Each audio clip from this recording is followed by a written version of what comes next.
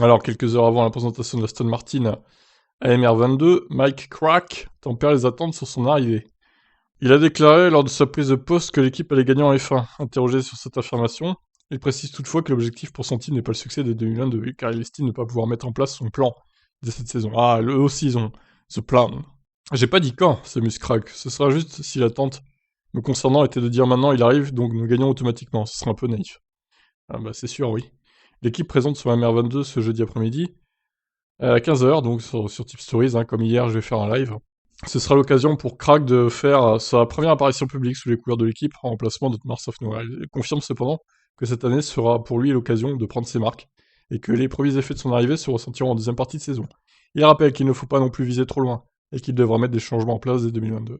Si j'avais dit que j'allais changer ou déplacer quelque chose de manière importante pour la saison 2022, ce serait très naïf. Les fondations seront posées en août ou septembre.